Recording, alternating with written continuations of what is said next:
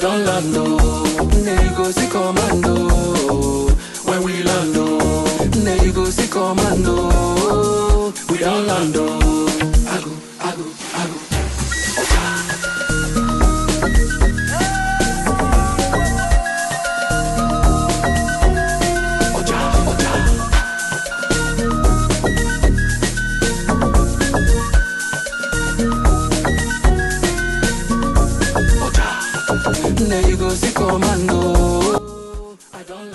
Voilà, bonjour chers téléspectateurs, merci d'être fidèles sur les antennes des BNDB Bosolo na Dubaï Télévision.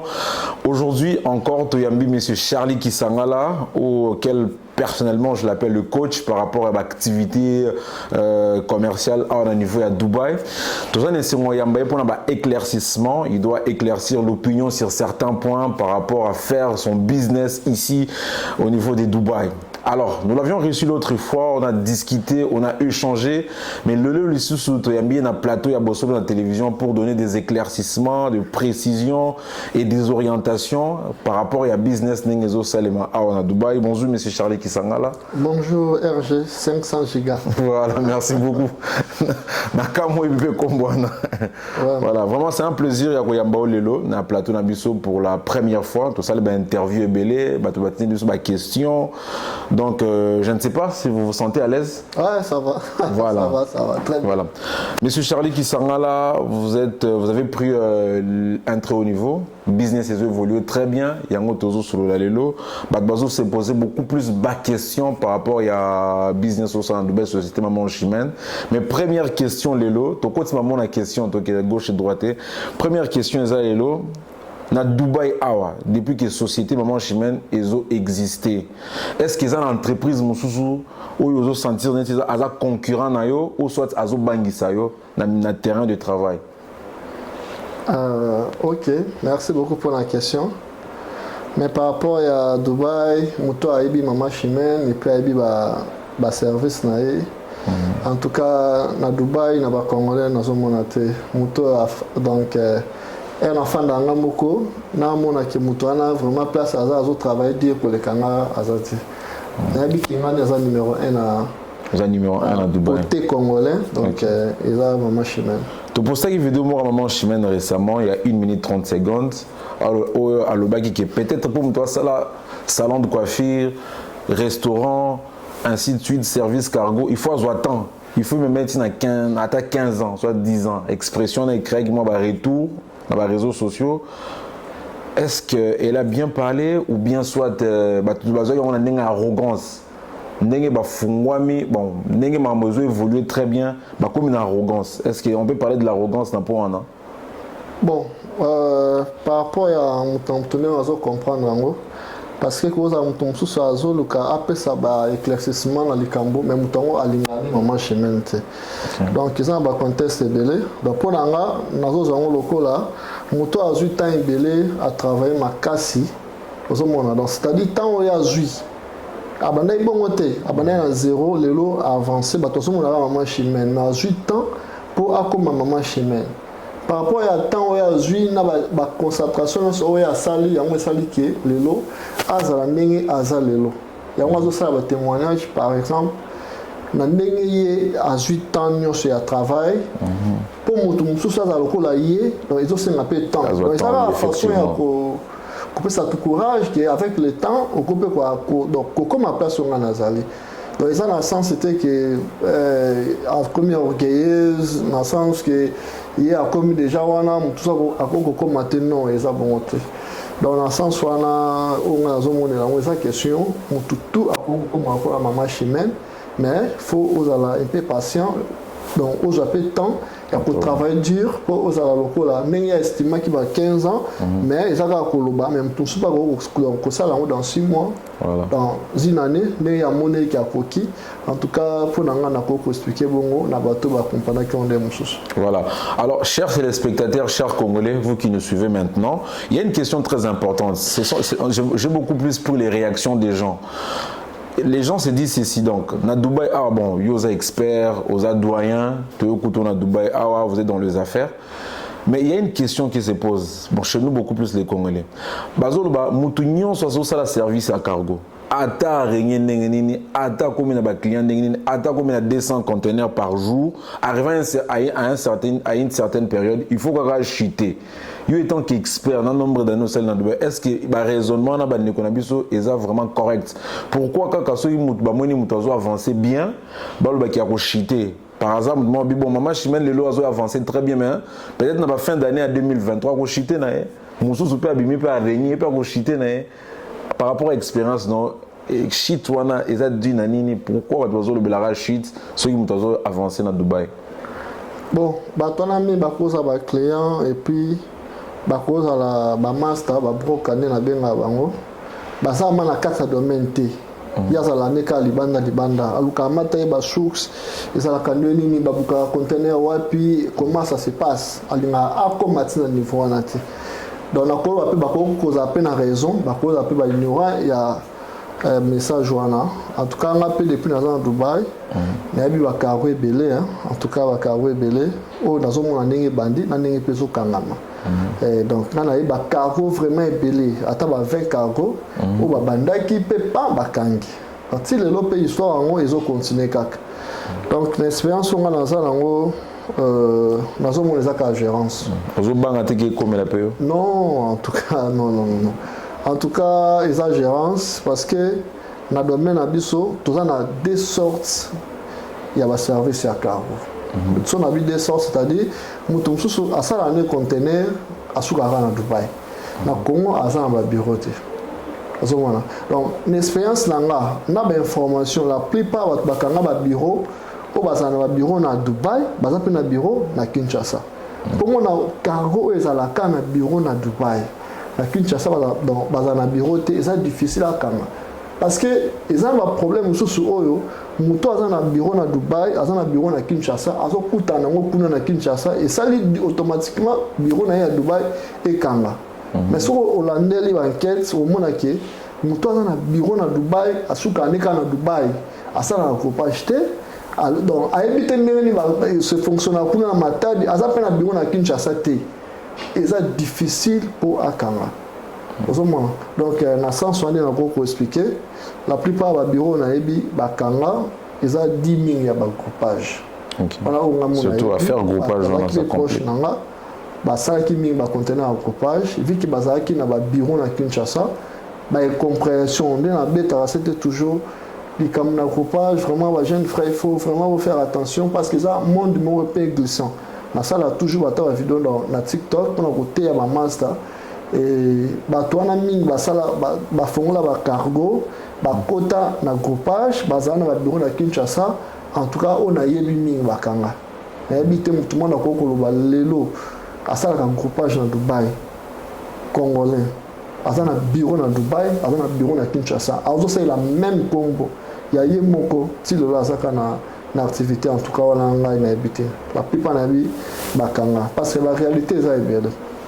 Parce que dans musala biso osomona ba client muso to yambaka azosa na musala mais etema za motema be azolukandeni lobi anyu musala na yo abebisa yango donc la réalité ça ebele après sur loko bo solo na très bien et loko yo pona commission na Kinshasa $5,000 allez andimi ok a comme kuna Kinshasa ezaki na yanga ete ezaki autorité pe tout wana kaka po anyo alors na justice na biso ya Congo déjà soki balaka muta ko funda agence ezala déjà l'agence de la sécurité donc c'est-à-dire comme l'agence au niveau du Congo ça là la moi tout ça vraiment ba miyibi ba do ba traiter sur ba ndenge moko pe ce que on a déjà mutu wana déjà ba ke ko funda ye atazaki na raison automatiquement raison na e ba luki maman to ba oya wana peut-être na bureau ba mo tout na ba document ba ko ko kanga ba gens moi déjà yo za patron na Dubaï na Congo kuna bakangi ba gens na ya cargo ba se trouver na parquet pe simbité ba ke makala cargo na moyen fonctionner pour ça la té la pona eza ba raison ils ont ça la ke ba cargo mingi et ça la vraiment musala remate comme il faut temps belé. Et donc surtout sur la scène, surtout les deux pays à saluer au bureau, et ça dit il y a un groupage. Alors, parlons groupage. De votre côté, groupage, ils ont évolué nini parce qu'ils ont apparemment étape très difficile, que ça 2-3 personnes à conteneur, de ton côté, ils ont géré nini. Bon, je ne sais pas si vous pouvez ces réponses, mais ils ont ça nini pour que vous avez beaucoup plus de problèmes dans le service à groupage. Bon, na kolo babwe, maman chimène a super d'ambongo.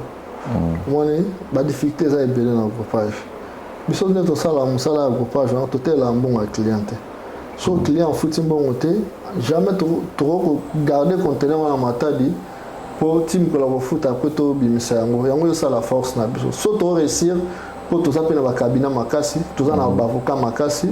Donc merci à l'avocat nous sommes soutenir maman chimène, bala la rater on so pour qu'il y ait des rendez-vous, pour qu'on m'a lettre pour sécuriser la société à maman chimène tout ça car si le lot autant des années où tout travailler sans problème. Merci à l'abonnement sur maître nous son attend va combattre. En tout cas côté nabiso tout ça qui les gens vont manger parce que niveau de groupage il faut déjà préparer en gros. Au ce moment déjà côté la carte client va foutre pour nous ça conteneur. À moment chimé la nous ça conteneur naie ce qui est limite de bande moto a foutre quitter à garder le conteneur. Moto a foutre qui à PC le conteneur. Nous avons déjà place on a un client moins bas à la pénaliser et vous salater. Puis le client nous se voit quand la complication dans ces places bazar baebi ba kuta na pe na maman chimène bazota la pe force naie en tout cas atteindre un niveau de justice c'est vraiment difficile pour réussir pour tous en pour compliquer ba monter mais la plupart des clients aussi ba ka pour compliquer biso en tout cas bazolo on appelle sauter vie il y a ndenge là tout préparer qui na débit ils ont ba contrat auto signer na bango donc c'est ça qui sécuriser comme ça na biso donc côté groupage en tout cas dans maman chimène tous en problème té et ba tout bazo la satisfait par rapport à ça na biso. C'est un peu ça. Voilà. Alors sur le plan relationnel, au niveau de Dubaï Awa, Cargo Zapé et Belé, au-dessus de Bello, très fort. Actuellement, la société Maman Chimène est numéro 1. Mais il y a des places où on a peut-être qu'on dérange dans Moussoussou, dans Dubaï Awa, ceux qui ont autant la période 2022-2023. Bon, pas la concurrence loyale, 3 conteneurs au sentir que ceux qui maman chimène ont été évolué. Dans le cadre publicité, et personnellement, je dis que non. Bazara makasi. Et puis, nous avons combat 2-3 personnes sur le plan relationnel pour expliquer quand même qu'est-ce qui se passe entre vous. Vous avez gagné le terrain, client ou quoi? Oui, ça va comme autant parce que nous avons vu que tu as une relation bien à Batobele.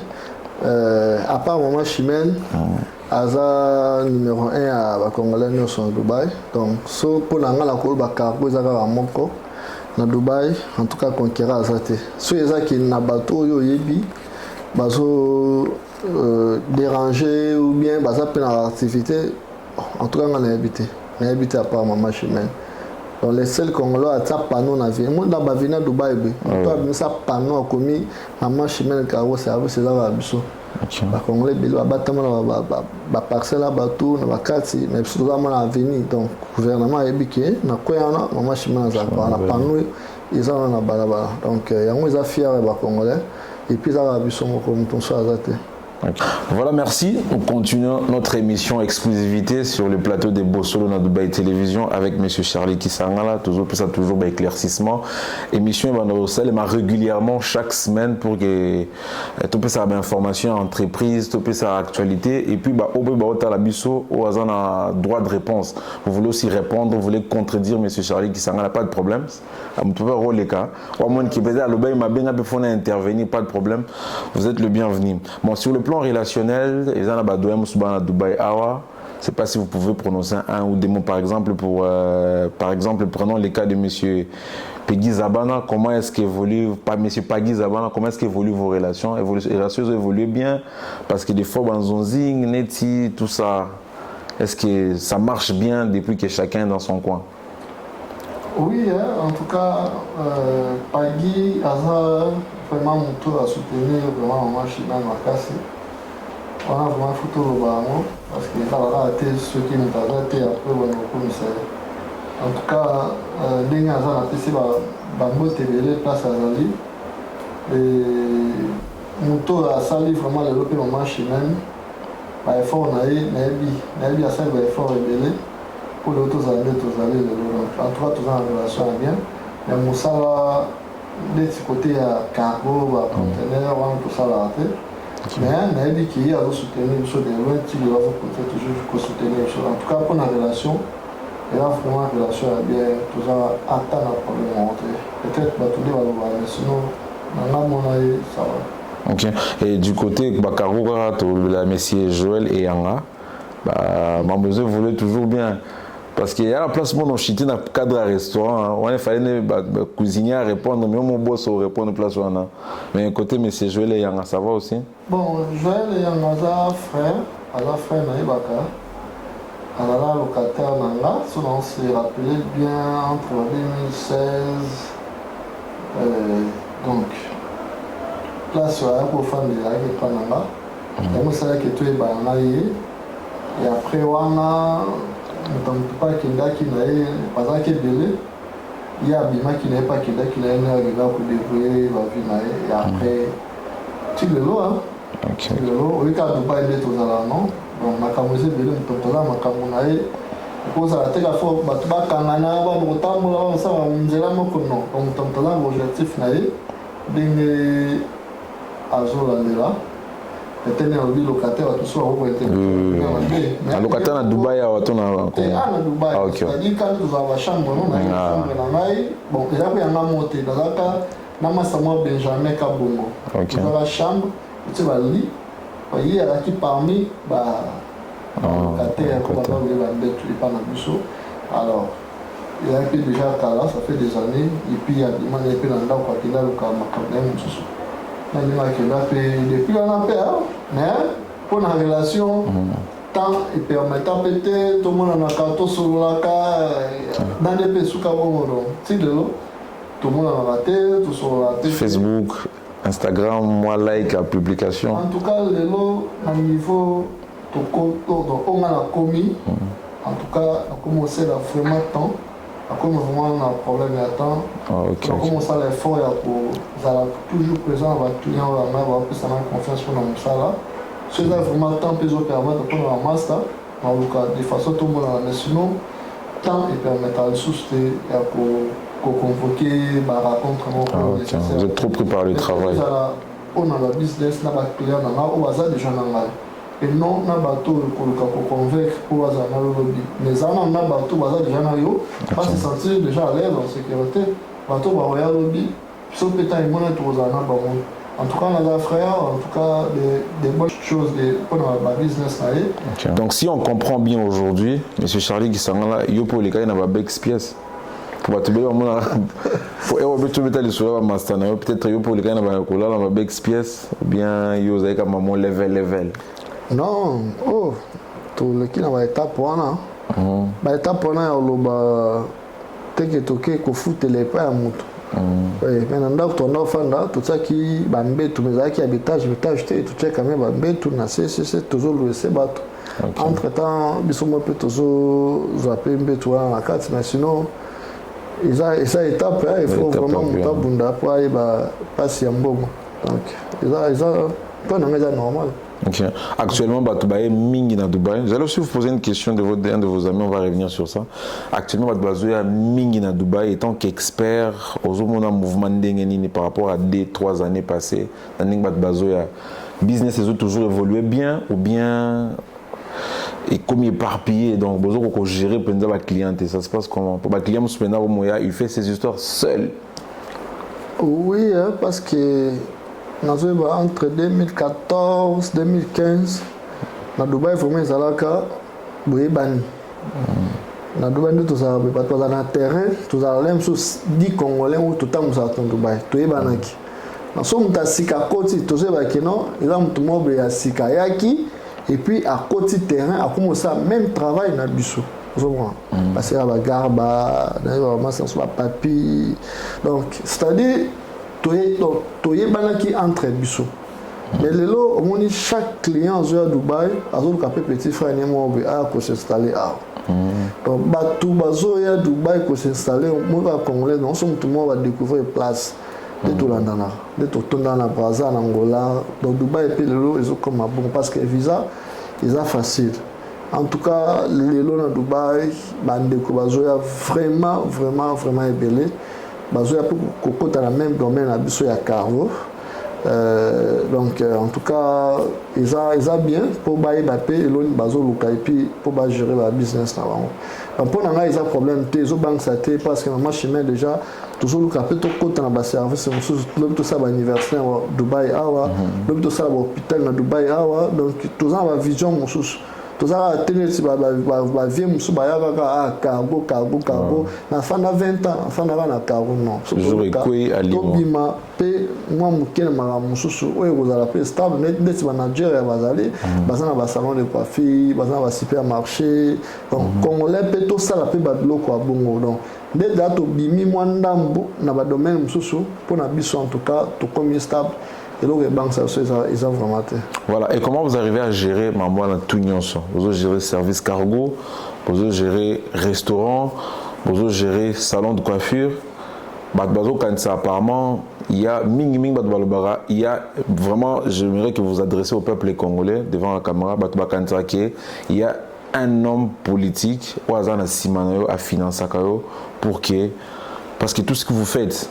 Et puis je vais vous faire écouter certains témoignages par rapport à nous qui engagés. Chaque jour, nous avons mis ça là, nous avons foutu l'andaku, ainsi de suite. Si vous éclaircir les Congolais, les clients, soutenant les commerçants, groupe matata, la publicité chaque client a posté bureau, éclaircir les téléspectateurs, les clients à Maman Chimène, qui est derrière M. Charlie qui s'en là pour faire l'exploit Oyo, Azosala Lelo na Dubaï.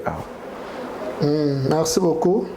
Nakolo ba vraiment na peuple congolais nyonso na commerçant nyonso ba touriste bazo Dubaï o ba leka na nzela ya Maman Chimène na visa na ba service ebele ya Maman Chimène nazo linga matika message pa na bino ki boye ba Maman Chimène na 100% congolais et puis na ba effort na ye ndi azo linga a sala makambu ndeti ba tu nyonso nde ba sala ka iloko bien donc nazo pesa no faute te ya ko sala ba doute par rapport à l'organisation ya musala Maman Chimène yango vraiment ils ont ça là que boza na ba doute mutaya moni bureau asali wao mutaya moni restaurant asali wao mutaya moni salon de coiffure asali wao yango ils ont ça là mutazo a pe doute ça matin que c'est le cas congolais nazo pesa vraiment message na sima Maman Chimène mutazate ils ont vraiment 100% congolais ba effort na ye nyonso asali wa travailler tant nyonso wa zuna Dubaï a travailler comme mutunyoso yango to sala lelo fierté ya musala na ye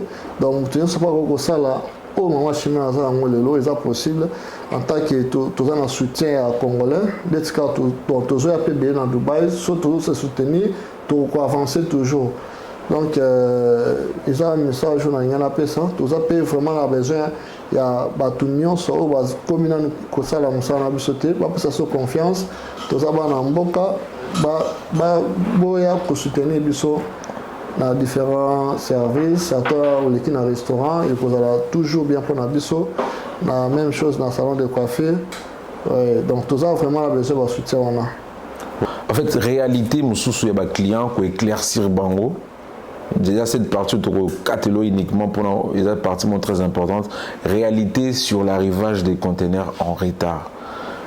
La majorité des clients vont condamner la société en oubliant que la société peut appeler ça un conteneur en mer, et qui n'a pas l'océan, ceux qui ont un Bocatel, et qui ont un Congo, 30 000 conteneurs en un seul mois, ils vont comprendre la place où on est. Il suffit qu'à mon avis, on est commis en retard, Maman Chimène. Place où on est très important pour faire éclaircir les clients, surtout pour l'arrivage de conteneurs, autour là dans 35, 40 jours, comme peut-être après 1 ou 2 mois.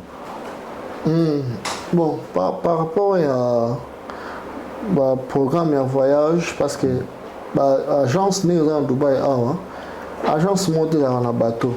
Pour ça, qui est Maman Chimène, après on a un bateau, on a un bis, on a un client, mais le bateau n'est pas en monté.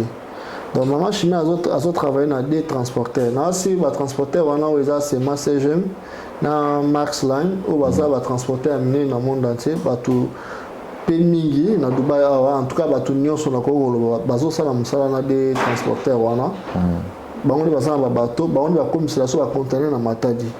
Alors na si ça va rimer moko ya koloba kaka pona ko détruire musala ya baninga donc ça va fausse marketing ba information parce que mutu a raison approcher client azo le cas le argument moko pour client on a payé confiance les agents ba argument bongo bozo sala musala na nani non ça musala Cisco agence cargo na Cisco kuna biloko omelaka on les a façon ya marketing pona ngana koloba façon ya marketing ba faible azo le cas le ba lokuta ya agence moko pour mutu on a payé confiance. Mais ba client bazaka pe bazo baté ba pe maele obona ya yozo ba bongo akomi ko poser ce ba question est-ce que o ya bino ki na bato nini ozangi ba argument donc pour ngana ko beza marketing aba faible parce que na bi na ba voyage union so oyo Merx ou sema ça chaque semaine bazaka moins en voyage il y a plus de 25 000 conteneurs ozo ma kaka pour Dubai qui ne Matadi. C'est difficile, dans 25 000 conteneurs voilà, chaque semaine, et ça la caille à cargo mon songolo, mais il y a même sous éthique à l'angela. C'est difficile. Parce qu'il y a un client nous a eu ça, dans ligne pose du langage conteneur à Merx. C'est-à-dire dans une à conteneur, na PC na numéro, à numéro à conteneur à tout moment, il y a moi qu'on checker à partir internet, à la position à conteneur. Voilà, et ça c'est son été.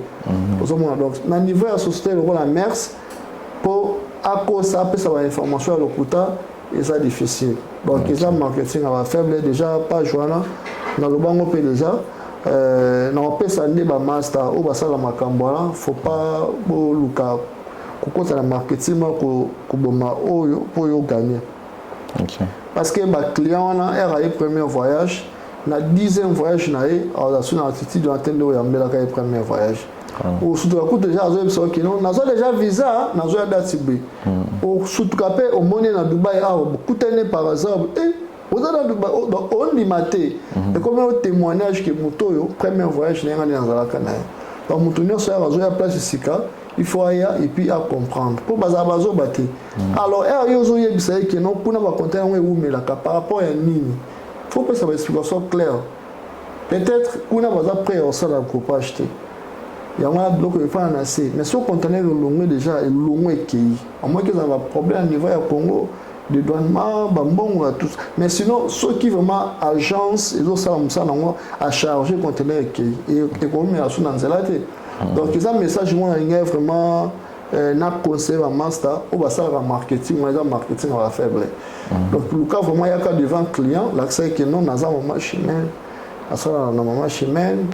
Et conteneur na peu prix normal ou uzo salake client on a la sécurité que lobby prix monsieur échanger baxamité donc expliquer makambo et la vérité alors ceux qui ont vraiment besoin de travailler na au ça no comme ça là et vous allez pour au loba qui kuna baza mi bio za bien après il y a envers yo donc ils ont conseil vraiment pour na passer na bande coup ça là ba marketing ya modèle wana ba ça la on susté et qui sera bango so ba qui sera bango parce que Merx c'est vraiment ba ko kota ba copter ba gérer ba agence que non baza vraiment ba transporteur à l'écolo faut vraiment ba respect pour na bango na ba service ba ça sur des années sur autres en bon ouais pour faire bien au maman chemin groupe parce que réunir le belé na 4 alors salon de coiffure femme salon de coiffure homme restaurant service cargo.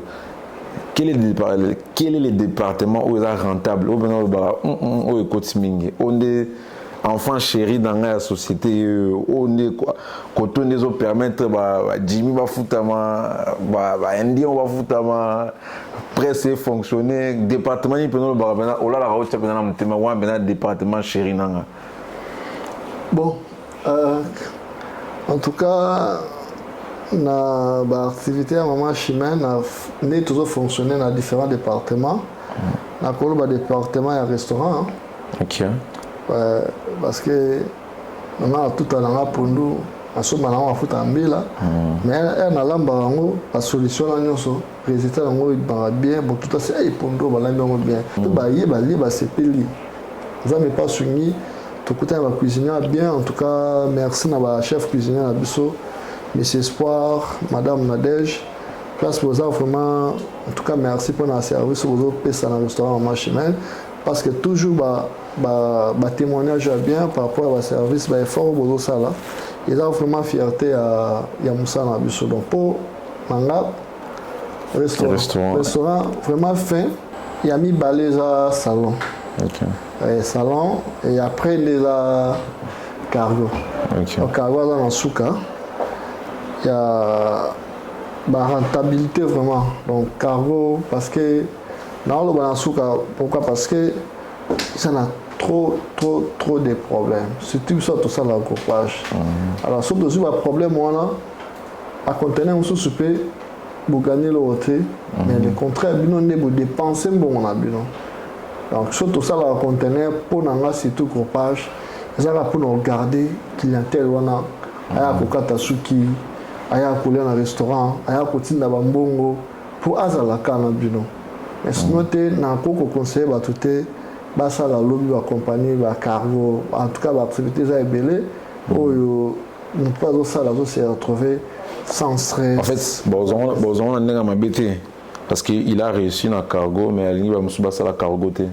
La définition même que Mousso m'a dit, oh, Charlie qui s'en a la zone de service ma cargo, a y a des salles mais à boy Mousso à côté, soit disant au quoi, Mousso va définir en ma bête.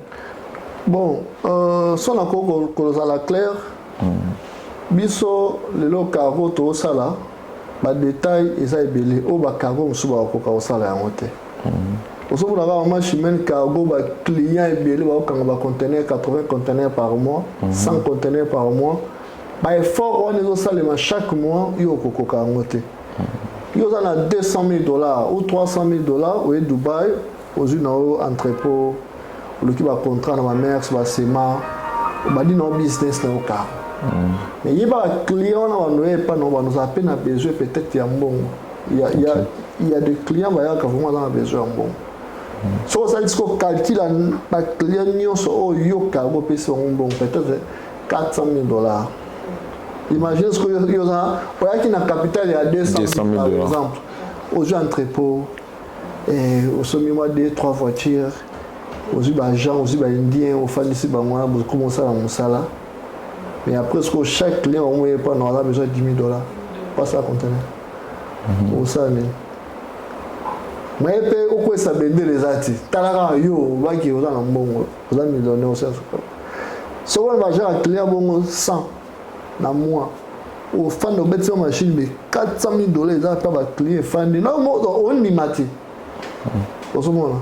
Donc, il y a un habit stade de mon boy. N'a pas conseiller tout à l'heure dans le bon, qui ça la carte. Au moins que ça l'a déjà tant belé le roi.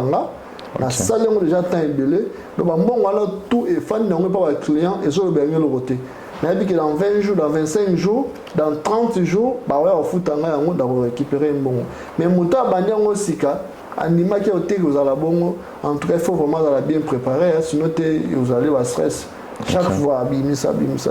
Ah, on au thé, par plus, moi, et pendant on a tout dans la tête, on a foutu.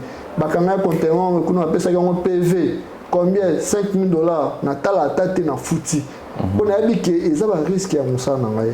Ils ont ça là, na expérience autant tout na donc pour na maison normal. Mais na moto à côté à on sika mon lokola, ba to ba zo ko ça yi. Zo ba valeur ba kisa ki kuna ba kangi conteneur, il faut mettre ça valeur. Combien? 3 000 bopé ça ba on. Pour na dit il arrive à. Parce que si on a un risque de na ba demande ba client au moins avec na 200 000 mais accueillir na ba masse belé de tout son tout ça sur les 10 na bi ba masse donc ba carré belé quand na mois ya août déjà ba kimi et a mise qui moi ça 50 000 $ na musala na le là akimi a suno du tout pour amoni déjà qui na mois 2 mois fandi te aux musala te na kufa. Mais au bas qui place mon restaurant déjà première question moi il y a rapidement je vais te citer mais bah restaurant pesant dans concurrence pesant ma casse hein bah on va dans Royal Mar quand on va là à Pondu mais surtout à faire à Pondu City Stay elo musoza kuna Maman Chimène siko à travers le restaurant et aux réunion dans service traiteur yo mo étant que leader au restaurant nous en top ou bien il faut travailler sur makasi koleka les autres là pondo akuna aussi lié pour congolais comparer ne peut que déjà azo comparer pondo il y a Mont Royal référence Maman Chimène ba comparer pondo ya Royal Mark ba comparer pondo ya City Stay na monde qui restaurant peso ya na diversité makasi vous avez beaucoup à faire hein. Oui, il a bon, mais il y a la différence dans ma campagne Maman Chimène parce que Maman Chimène m'a moto à ça les alara bien. Donc la différence c'est en voilà. Sauf que tu as dans salle et restaurant Maman Chimène au monde qui a osé pas Maman Chimène. Donc la différence avant de goûter biloko car la place où yo côté salle quand n'eza car n'enge ba installer ba bilo nyo so moi qui a pas Maman Chimène. Déjà c'est ça la différence. Comme moto azo miser mbongo ya ça biloko bien au ministre akoko ya ba star ebele bazo ta Congo bazo ya Dubaï soit les ba séjour en Dubaï fallait que Maman Chimène. C'est-à-dire to salle on a ba norme mususu. Si on est au salle salle bon, c'est-à-dire na cuisine pour nous amener, c'est-à-dire tous en ba expert domaine on a. Tous ba cuisiner mo beteka to lokoti maman le ki mo we afin dans un village kuna maman ya lamba ta pondute tous ba expert ba sultani hotel na ba pullman à Kinshasa de ba ye Dubaï awa ba lamba déjà pondu kuna ba esco a pour ba continuer on a ba continuer sur une au ba yamba kaloka tous en déjà ba espoir bazawana ba nadej bazawana donc ils ont déjà vision ya Maman Chimène alukaka ça le quoi bien ils ont déjà fierté à Congo. Donc, quand on a un bureau à Maman Chimène, ils vont se sentir que oui, n'a pas Maman Chimène. Donc, quand on a un bureau, déjà, quand on a mal à l'aise, on comprend qu'il n'y a pas Maman Chimène. Donc, on a beaucoup de commentaires, on a Maman Chimène, mais pour ça, il y a bien, il y a propre.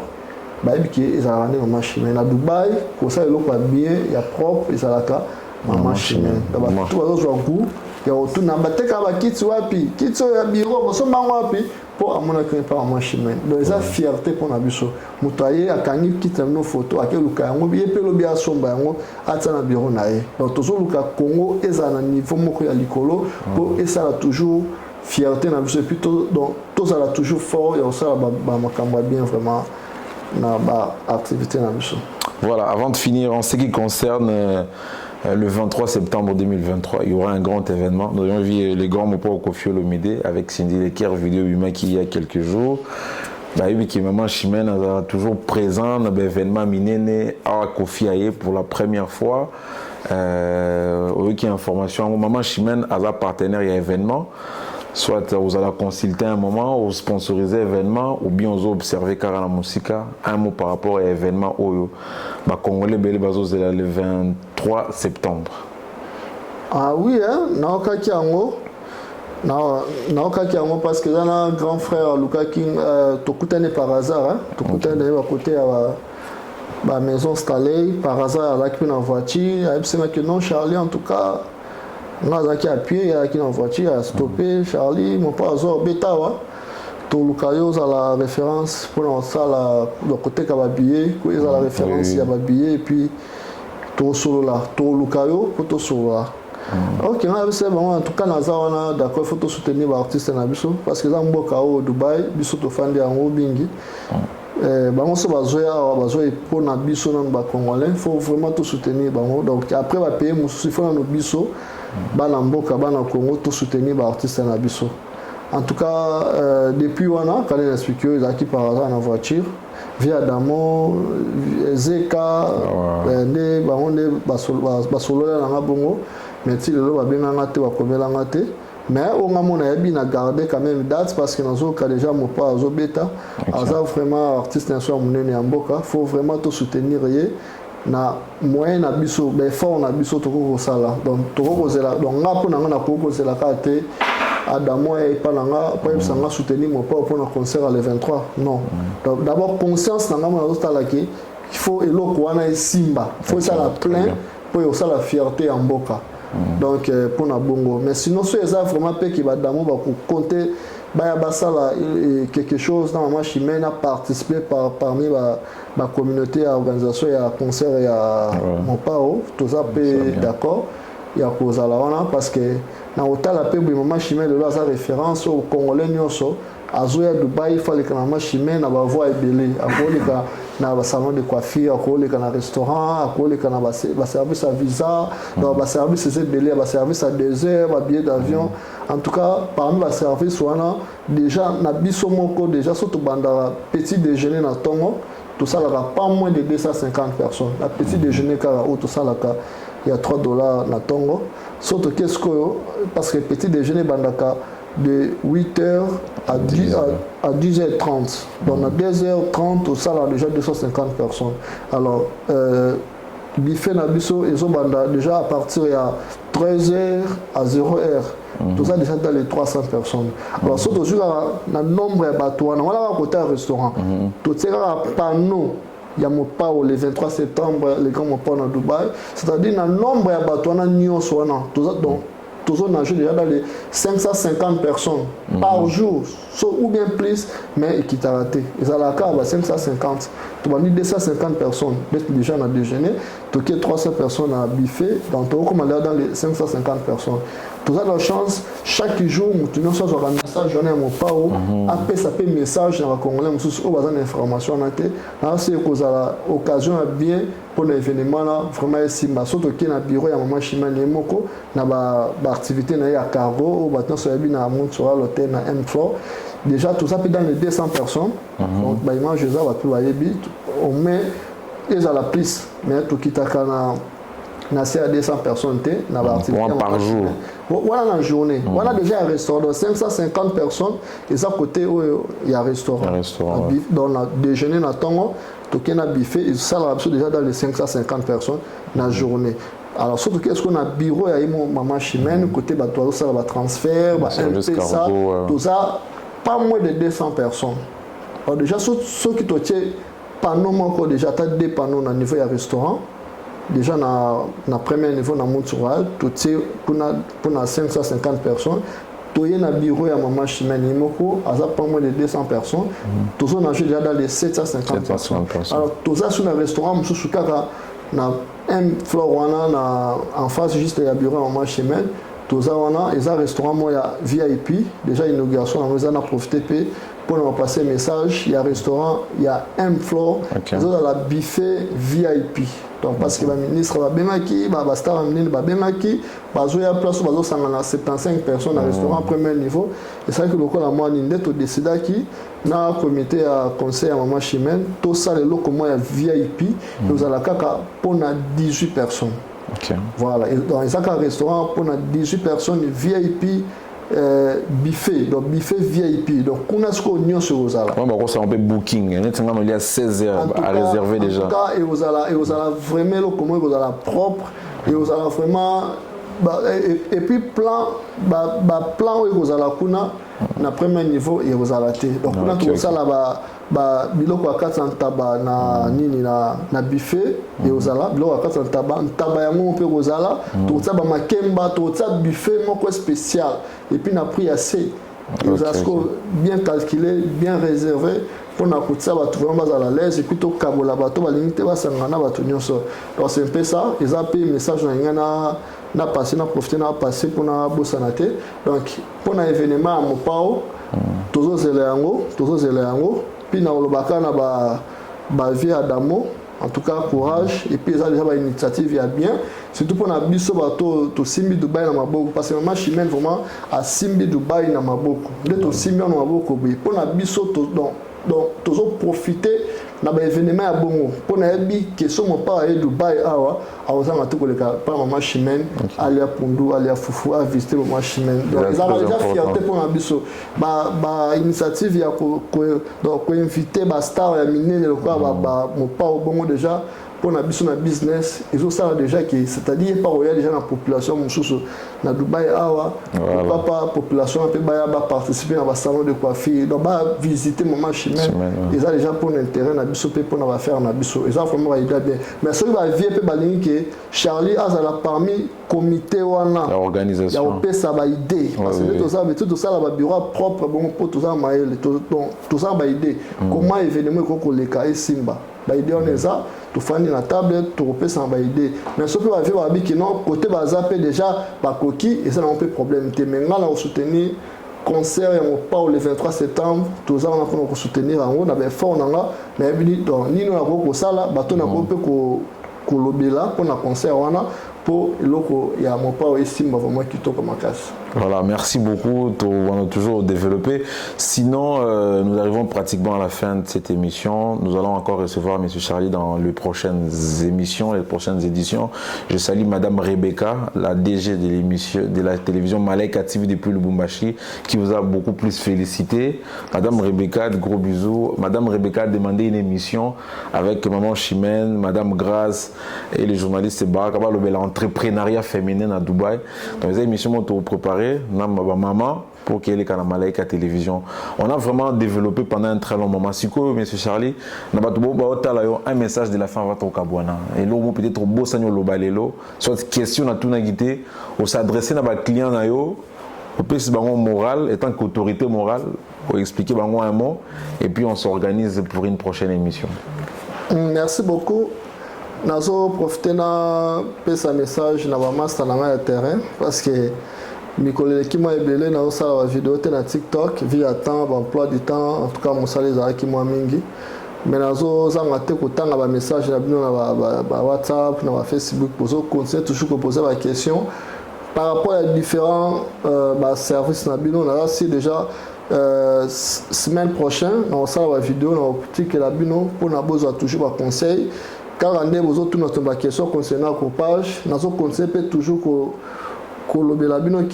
en tout cas groupage et ça monde moko et ça vraiment trop risquant faut pas vraiment besoin de risque on a pour ça trop de groupage aux en bon côté aux attend à $5,000 il y a yo mon côté donc ba master bazalaka na yemoko na kimutu yemo na conscience na yemoko kimutu $5,000 il y a yemoko ezate na azumi tuka awa alobi ke na ça monter mon client on a bon futa ye après il y a Joabel après il y a futa déclarant ozo kota na libolo o so lingi o sa ponanga soki o lingi lelo telemake ngai na o sa coupage zalata ne fisque na $5,000 wata na $5,000 ya yo moko po so répéter kuna o chanini o bambi mais so za na ngote bo sana ba bénéfice nyonso pour les groupage, il y a $5,000 à bénéfice et moi on a déjà on le plusieurs fois. Les gens conseillent mon capital et plusieurs réponses.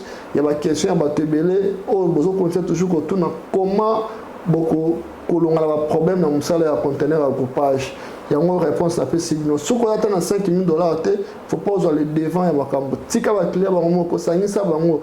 Tika bango baki no potana pesa ngo bel na bango baki ko sa musana bango ko kabla ngo ba linte tika bango moko baki ne komika bola balimba ça maele ba trouver toujours solution mi bima na makambwana ero ebi ki na poche na yo uzata na $5,000 to bien la famille ata mutu mote le so yindi au sana pa a baxela mbongo donc voilà ça message na ngana pesa bino rapidement mais sinon na ba staff na nyonso na pesa bino mbote bato bazo soutenir mon salaire Maman Chimène bazo fanda vraiment bazo ça on a conscience nyonso aiki vraiment mon salaire bo continuer bongo Maman Chimène azawana monsieur Charles azawana tout le monde a cabine na musika ezala kuti ya masolote tebi ke ezana bato basala musana conscience tebi bato basala ke azo sala musala pa mona ki monsieur Charles azawana mona ya telemi akumo ko sala donc conscience na ye ezo ebate ke eza musala na ye moko nda osala yango tellement osala yango donc yango pe bien te tozo mona yango donc maintenant pesa no pe courage bosa musala na conscience beti bato nyonso na se kozala vraiment eloka bien na pesi pe mbote belé na Maman Chimène o aza madame nanga na pesi yango tebele en tout cas na pesi yango te na RG 500 giga. Merci. Oui, donc na si ba master nyonso baza na Dubai awa nzambe asunga vraiment ba activité na bino ekende vraiment malamu bolonga ba problème na biki nyonso ba différents problèmes na mais o ezotala vraiment ba activité nyonso ile kamalamu et puis boza la prudent surtout na compagnie na so beta seti na so beta yango parce que nga pe na kota na mabulu ebele mais nga quand même nzambe asungi na bimi na olinga te bino kota wana pour et aux en intérêt mon côté c'est tout pour ngai donc en tout cas asir plateau ezawa ceux qui bandeko baza pe na besoin kokutana Charlie Kisangala tous ensemble en famille tobeta masola Dubai ba master bo hésiter te okomelinga au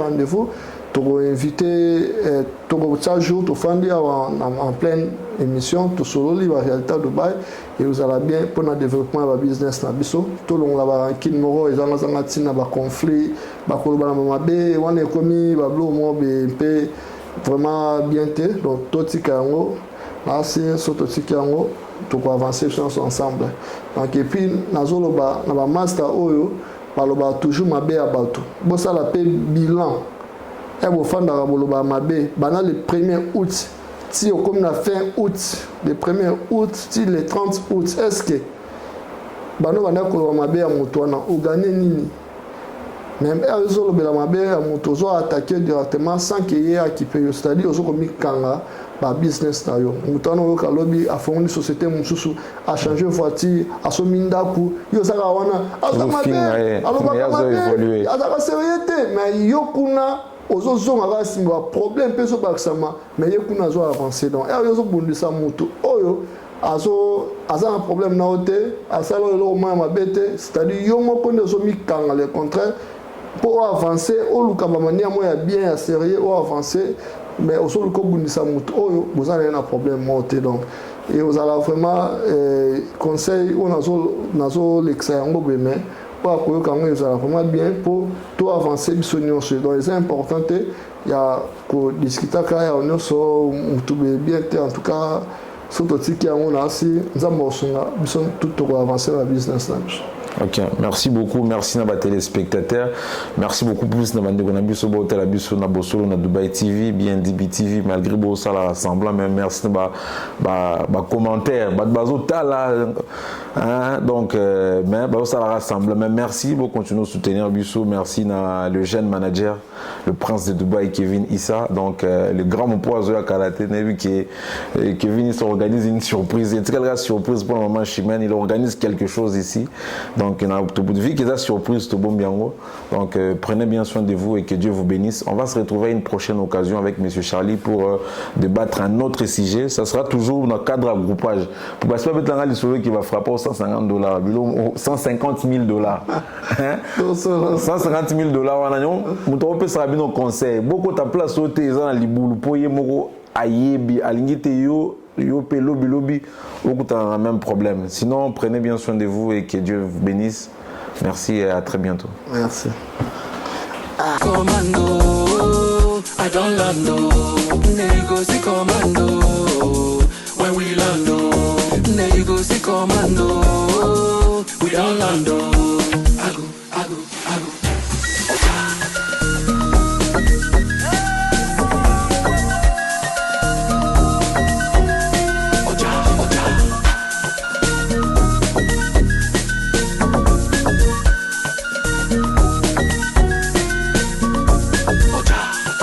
Negoci commando, I don't land negoci commando.